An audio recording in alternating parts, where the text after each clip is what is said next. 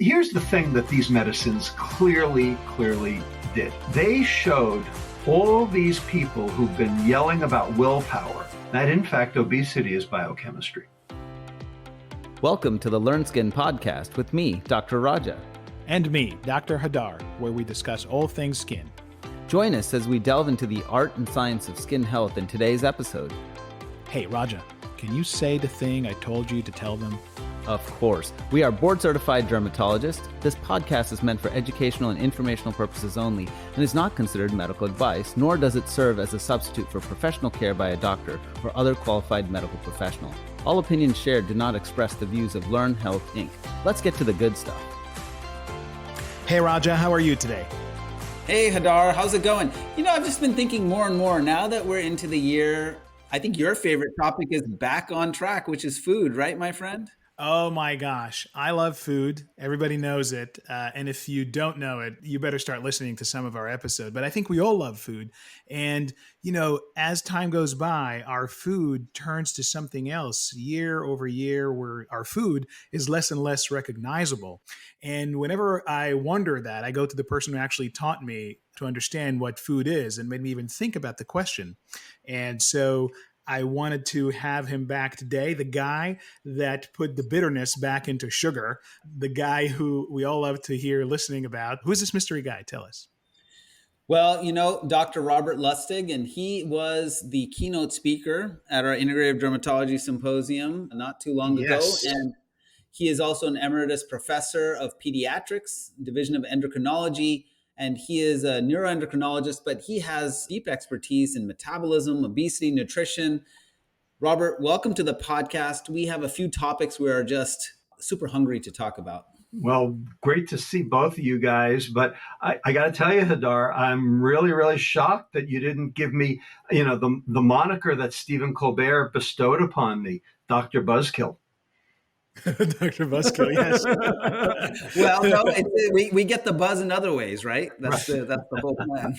Yeah, exactly. And speaking of buzz, because Rob, we want to hear what you've been up to towards the end of this episode. I know you're a busy guy. You don't just sit kind of emeritus on your own. There's a throne in my house that says Emeritus.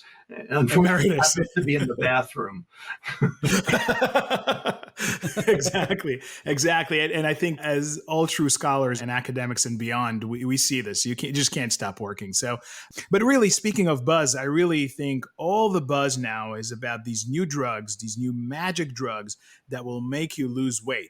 Yeah. And, you've been dealing a lot through your career with obesity, with the food that we eat and how we can maybe change behavior, change manufacturing habits, change labeling habits, you name it, just to try to fight this epidemic. And here comes maybe 2 drugs now that are approved to my knowledge. Yep. That are really changing the landscape, or are they? And so maybe you can help us, dermatologists, anybody who's interested in skin and anybody who's interested in health in general, to kind of think about this in a logical way. So can you give us the 2 cents on what are these drugs? How do they work? And then we can maybe ask some questions beyond that. Well, I can tell you what they are. I'm not even sure I can tell you how they work. That's still open for discussion. So the drugs are semaglutide and also tirzepatide. Now, semaglutide has a trade name, 2 trade names. One is Ozempic, and that's for diabetes, and the other is Wegovy, and that's specifically for obesity at a higher dose. And the other one is tirzepatide, and it has a brand name of Mounjaro for diabetes. And recently it was christened Zepbound by Eli Lilly for obesity, again at a slightly higher dose. Now, what do these drugs do? They are GLP-1 analogs. So what's GLP-1? GLP-1 stands for glucagon-like peptide 1. So there is a big gene called preproglucagon, and it can be spliced in different ways.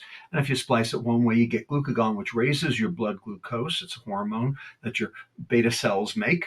And if you splice it a different way, you get this thing called GLP-1, which is not in the beta cell, it's rather in the L cells in the intestine.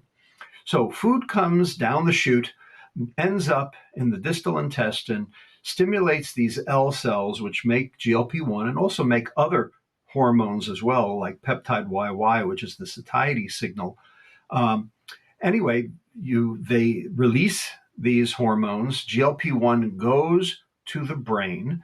It tells the nucleus tractus solitarius, which is a way station on the way to the hypothalamus, hey, I've eaten. You can calm down now. I've already eaten. Right. Okay. And basically, it's recapitulating what should be happening when you eat anyway. But for some people, that signal seems to be somewhat garbled. So it reduces total food intake. It also goes to the beta cell and tells the beta cell release more insulin because clearly there's still food to be metabolized and we need more insulin. And so that's one of the reasons why it works for diabetes. So got it. That sounds good.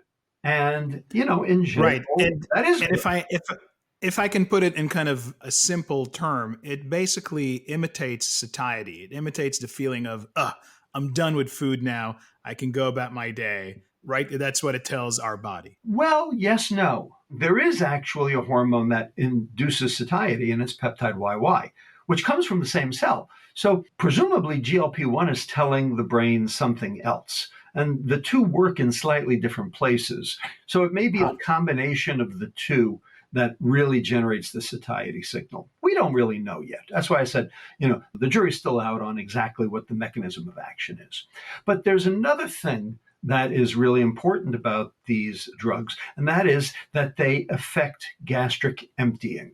And so the stomach reduces how fast the food enters into the intestine, thus increasing the pressure on the stomach, which has its own effects in terms of feeling full and reducing total food intake. So, in some ways, you get double duty out of this. It works at the brain and it also works at the stomach to reduce total food intake, whether it does it through satiety or it does it through delayed gastric emptying. This is what doctors are now taking advantage of to try to improve weight. And that sounds good. However, it comes at a cost. Right. I mean, it sounds really kind of straightforward, although I can already see, if you affect the stomach, for example, if you start delaying gastric emptying, maybe it'll delay it too much. You can start thinking of problems, some nausea coming with this. But before I get to that, and we want to talk about some of the issues with these drugs, what did they show in the clinical trials? Like, how good were they? So on average, Ozempic/Wegovy, the semaglutide, reduced total body weight by 16% median. Now, that's Wow. way better than anything else that we've had, which is, clearly a cause for celebration. And I'm not saying no. I'm for these drugs, sort of. I'm for them. Yeah, well, can I pause for a second to our audience that Rob is suggesting that he's for this drugs is a big deal. To me, I'm now going to listen even more carefully because maybe there was something there. Before we get to even the caveats, so tell us about Mounjaro. What did they show? So it showed about a 20% improvement in weight loss over the semaglutide. So that would be about, instead of 16%, that would be about 20% weight loss. Now, this is a big deal, and I'm not saying it's not. And these two drugs really have made a huge difference. However, the question is in whom? And does it work for everybody? And why does it work when it does? And what are the side effects and are there ways to try to mitigate those? These are questions that, to be honest with you, the medical profession and the pharmaceutical industry don't want to know. Right. So let's try to break it down with some of the side effects. And I'm also curious about the long-term prospect of these drugs, right? Because presumably patients are going to be on it forever. Is that the idea? Well, thus far, every single study that ends shows that the weight comes roaring back as soon as you stop it. And every patient who's discontinued it, either because of expense or because of side effects, has the weight roaring back as soon as you stop it. And 1/3 of the patients who have been prescribed it stop it for various reasons having to do with, again, insurance, having to do with expense, having to do with side effects. So, this set of compounds clearly has a benefit, but it is not actually fixing the problem, because if it was fixing the problem, the weight wouldn't come roaring back. Rather, what these drugs are doing is they are band-aiding the problem. And listen, if you are morbidly obese and you have a BMI over 40 and you have cardiovascular and or metabolic complications, related to your obesity, and weight loss is essential, and bariatric surgery is either ill-advised or even not possible because of your metabolic status, these drugs are a godsend. And I'm not saying they're not, they are. On the other hand, that's not who's getting them. Who's getting them is Hollywood. Okay. So Rob, I think I'm hearing something really important here, is that these drugs medications clearly have efficacy. They will help you lose weight, especially in the right person. But it's not the long-term solution, because you still need a shift in what you're eating and something that can be a long-term approach. Whereas this is just blocking signals, but you take it away, or it's altering the hormones that are there, but you take it away, you go back to how you were eating before, and maybe it's actually just yo-yoing. So I guess my question is, I can see how these medications are actually immensely helpful, especially for people that do want to lose the weight. But that brings me to the next point, which is, well, then how should we start thinking about our nutrition? Because one of the things that we wanted to talk about here is, what about the foods that we are choosing to eat? And we wanted to spend a little bit of time talking about this whole new thing that's emerged between processed and now ultra processed foods. Right. Let's start with the money. I like to start with the money. Okay. If everyone in America who qualified for Ozempic or Wegovy got it, that would be $2.1 trillion to the healthcare system per year. Our current healthcare system costs $4.1 trillion. So that would be a 50% surcharge on top of what we're already paying. That's pretty severe. And we can't afford our current healthcare system, which is going to be broke by the year 2029. All right. How are we going to add a 50% surcharge onto that for a 16% weight loss? Right. Well, I think, to play devil's advocate, some will counter that, well, obesity and diabetes, these two kind of problems that these drugs are targeting, are probably costing us to begin with a substantial amount of that. But clearly it's probably, there's a mismatch there. And there's a mismatch. We've actually done the math on this. So the point is, of course you have. what if we just reduced the consumption of added sugar in this country down to USDA guidelines? Instead of a 16% mean weight loss, we would have a 29% mean weight loss. And instead of costing $2.1 trillion, we would save $3.0 trillion and no side effects. So that would be a $5.1 trillion swing for better results and no side effects. So for me, that's why this is a Band-Aid. I'm not saying Band-Aids are bad. Okay. I mean, I'm for this medication. I haven't said that I think this medication needs to go away. I actually welcome it. And we endocrinologists, have been exposed to GLP-1 analogs since 2006. They've been around for a while. They just weren't as effective at weight loss as they are now. But the fact of the matter is, what this is telling us is that we need to fix the source of the problem, because this is a Band-Aid. It's fixing the result of the problem. And prevention is where the action is. This is not the panacea because of the side effects and the expense. And, I think you mentioned a Band-Aid, and I always joke around that I always thought the control arm for all these studies should have been a duct tape, put duct tape on the mouth of the controls and see what happens. Fair. Right? That's not fair. That's That's missing the point. The thing is what you just referred to is the idea of willpower. Put some duct tape on the mouth because No, a metaphorical one. I didn't mean. I mean, if we reduce the quantity of the food and the quality of the food improve, that's what I mean. A metaphorical kind of Band-Aid or duct tape. Well, here's the thing that these medicines clearly did, and I'm happy about this. Okay, they showed all these people who've been yelling about willpower that in fact obesity is biochemistry. Because if you can fix obesity with a medicine, even if it's temporizing, even if it's not directed at the actual cause, clearly biochemicals are at play. And so Right. this has allowed us to enter a new phase of obesity medicine, the, shall we say, medicalization of the problem, which is something that I've been trying to, impress upon the public for the last 25 years.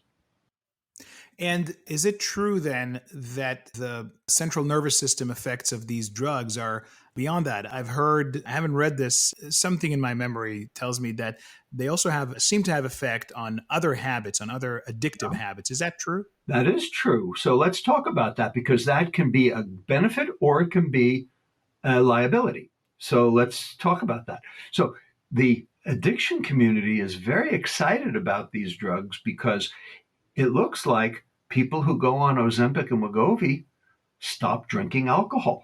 Wow, pretty cool. All right. And they don't seem to be as consumed with their food. The obsessions around food go away. And this sounds really good.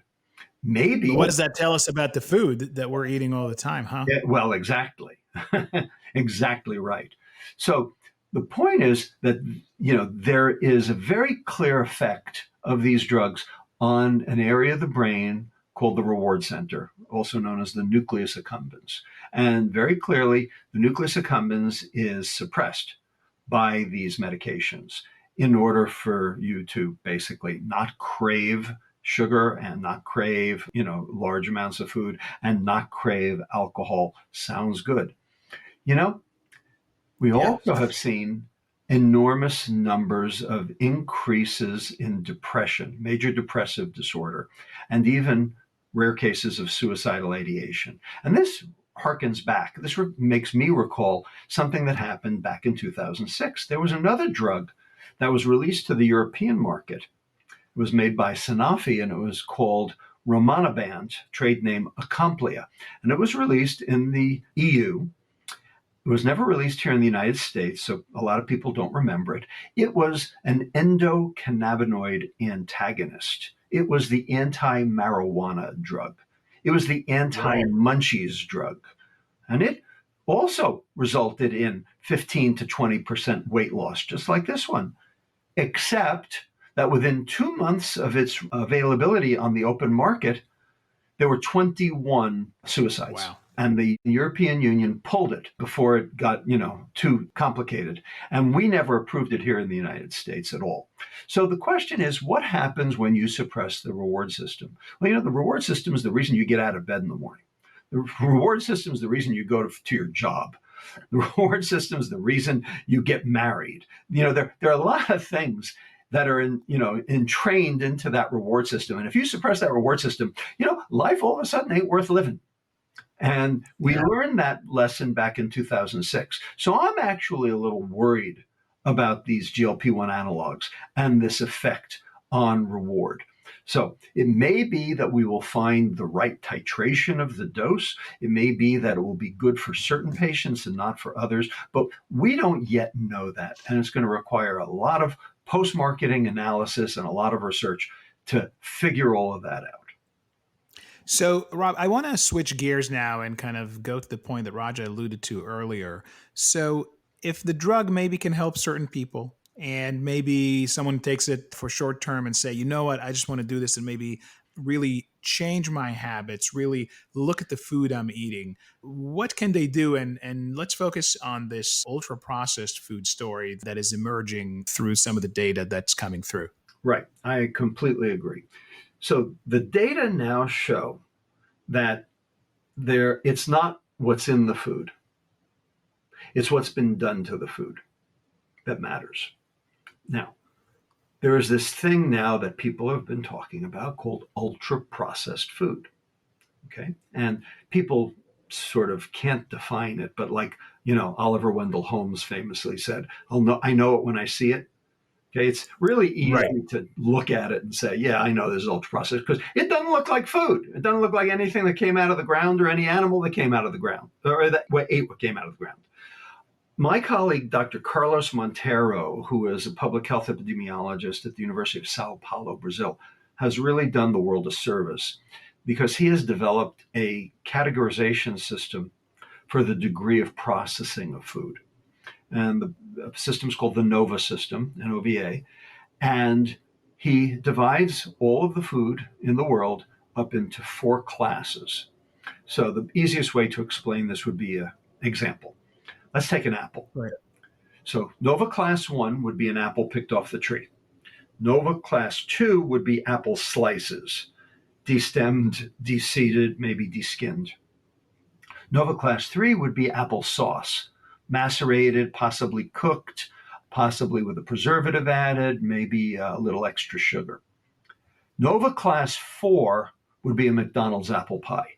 So the question is, how much apple is in that McDonald's apple pie? That is a mystery, I'm sure. Although probably somebody looked into it. It is a mystery. It's a mystery to everyone. I think it's a mystery to McDonald's too. Bottom line, it is only the Nova Class 4 categorization that has been associated with type 2 diabetes, hypertension, dyslipidemia, cardiovascular disease, cancer, dementia, fatty liver disease, polycystic ovarian disease, Crohn's disease, metabolic syndrome, and early death. Nova Class 1 through 3 actually gets a clean bill of health. It's only Nova Class 4 that matters. But Nova Class 4 is 73% of the grocery store. Wow. So that is definitely sobering. So what that says is that your grocery store, okay, is a peddler of poison. And you don't know which is the good food and which is the bad food. And most of it is the bad food. And I can kind of tell you what the answer is. If you walk around the edges, okay, you see that there are foods around the edges that don't have labels, okay, because they are real food. Is there a label on a broccoli? Is there a label on a radish? Is there a label even on hamburger meat? No. Okay. As soon as you get out of the perimeter, okay, and go into the shelves, there's a label on everything. And so you have to look at the label as a warning label, because that means something's been done to the food. If nothing's been done to the food, it doesn't need a label. It only needs a label if something has been done to the food. And that's what you, as a educated consumer, need to focus on. So basically, fixing the Nova Class 4 categorization is really what we need to do. And of course, that's where the food industry makes all of its money. So that's a little bit of a problem. In addition, how can any reasonable shopper tell the difference? So my colleagues and I have developed a tool, and it's online, and your audience can go to it right now. It's called Perfect, PERFACT, not perfect, Perfect. And it's at perfect.co.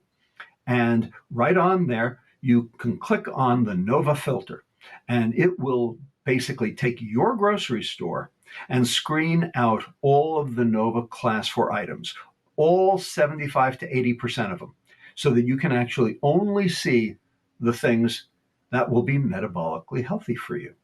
That's kind of cool, isn't it? Yeah, that's very clever. That's free. And I'm wondering, is there a movement towards maybe certifying certain stores as, Nova 1 to 3 or Nova 4 prohibited kind of stores? Is there a movement like that? No, not yet. Not that I know of. There are certain enterprising and forward-thinking food companies that are trying to develop stores that are, shall we say, less devoid of processed food. That is true, but I Right. don't know of any certification of grocery stores. We do have a certification of restaurants, and we have a certification of public schools. I am the chief science officer and co-founder of a nonprofit here in the Bay Area called Eat Real, where we are getting real food Right. into K to 12 around the country. So far, 514 schools in 27 districts in 5 states, and that's going to expand very soon. We ultimately think we're going to be the standard for the state of California. And as California goes, so goes the nation. We have a lot of momentum at the moment, and we have been able to not just fix the food, but fix the grades. Can you please repeat that again, just for our listeners, so they can write it down for their kids, so You their bet. schools maybe can follow that? Absolutely. So it is called Eat Real, and you can find it at eatreal.org. And we want partners. We are looking for partners. I mean, we have plenty. We have a 2-year waiting list, but we want school districts to know about this because they're basically hamstrung because they took all of their food manufacturing equipment out during the early 1980s because of ultra processed food. So they don't even have a way to bring real food into the school at this point. We have a new business model that allows them to do that and save money at the same time. So, how would you feel if your kids liked their food, okay, and ate their food at school and got better grades and the school saved money? How would that be? I would add to it, I would love for them to also cook their food. But I know Raja wanted to ask a question, so I'll let him squeeze in a word. Raja, go ahead. You bet. Well, I wanted to see do you have examples of ultra processed foods that people might not realize were ultra processed? Sure. Yogurt, Cheetos. Really? Tell us more about that. Are you referring to all kinds of yogurt? You know, a lot of people, when I tell them about yogurt, they'll initially come back and say, well, I eat Greek yogurt. Right. Well, Greek yogurt can be, if it's plain, Greek yogurt is fine. The minute they add the strawberry, it's over. All right. I mean, take a look at the side of a label for plain yogurt. Okay. 7 grams of sugar, all lactose, milk sugar, not a problem. Now go take a look at the exact same brand. Okay. And look at the strawberry or the raspberry or the, vanilla yogurt, 23 grams. All right. That means 16 grams of added sugar. That took it from Nova Class 2 to Nova Class 4. Okay, This is fascinating. So any other examples? I'm sure you have a ton of them, but I'm curious. Can Yeah, you give us a couple other ones? Where do you want to start? Microwave lasagna. I mean, basically anything that's microwaved. And the reason is because emulsifiers have been added to keep the fat and the water from separating. And it turns out those emulsifiers are burning a hole in your intestine because they are detergents. That's what Tide is. It is an emulsifier. It holds fat and water together so you can lift the stain out. So what happens if you swallow a detergent? That gives a whole new meaning to cleaning your gut, huh? It sure does. Except the problem is it might clean your gut, but you actually need the mucin layer to act as a physical barrier so that the microbiome doesn't send all sorts of inflammatory cytokines into your bloodstream and generate insulin resistance and chronic inflammation. That explains a lot on the epidemic of leaky gut, for example. And that has very specific direct relations to a lot in dermatology. And I wanted to spend a minute on one product that I've been hearing more and more about, and that's maltodextrin. Can you tell us what that is? And you took the question right out of my belly. So yes. Yeah, go ahead, Raja. Yes, please. Because, there's been so many concerns about glycemic index being higher in maltodextrin that might be a hidden source of glucose spike or at least load on the insulin. Yeah, exactly. So can you talk about that? I can. So what is maltodextrin? So take any starch, it can be potato starch, rice starch, wheat starch, corn starch, doesn't matter. Pick your starch, okay? Subject it to acid hydrolysis. And what that will do is it will take some of the glucoses off that are in the branched chains, and then subject it to a mild enzymatic hydrolysis after that. And that will then cut the long strings of polysaccharide into much shorter strings of polysaccharide, usually between 3 and 17 molecules long. Then dry it, and now you have maltodextrin. So what it is it's a polysaccharide because it's more than 2 molecules strung together, and they are very easily digested by the enzymes in your intestine to release the glucoses very rapidly. So why they're good for the food industry is they're a good thickening agent, and they basically have essentially no taste. So it's a great way to thicken and to bulk food, and it has lots of benefits in terms of food science. But from a metabolic standpoint, it generates a huge glucose spike, which generates a huge insulin spike, which means lots of excess energy going to adipose tissue. And the bacteria love it a little too much too. And that can generate all sorts of problems in terms of the gut microbiome. So it's not a good answer, but it is the answer the food industry has been using for decades. So maltodextrin is found in what kind of foods? I was just looking at it pretty recently, and it's like in baked goods, frozen meals, a lot of beverages, soups, meat substitutes. So can you talk about that? All the above. It's funny that you mentioned this because I just wrote an entire treatise on dietary sugars, and I'm going to open it while we're talking right now, and I'm going to read you what I wrote about maltodextrin just 2 days ago. How's that? And Rob, is it fair to then, while you're looking this up, in dermatology, we worry a lot about glycemic index, glycemic load for diseases like acne or hidradenitis suppurativa. Some people even worry about it for things like psoriasis, but especially those two diseases. Is maltodextrin a hidden source of glucose spikes then? Of course. Absolutely. That's exactly what it is. And I don't think any of us are talking about it, to be honest. Maybe we should. Well, we should. In the intestine, the enzyme alpha-1,4-glucosidase can liberate the glucose monomers where they can bind to the SGLT1 transporter and be absorbed.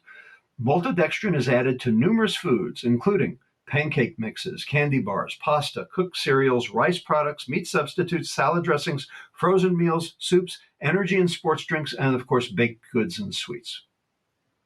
Gosh. So then I guess the next question is, okay, maltodextrin has this kind of an effect. Is it in negligible amounts in the food, or is it an amount that actually does shift metabolically? No. It's in large amounts. It's up at the top of the food ingredients label list. It's in the carbohydrate section of the nutrition facts label.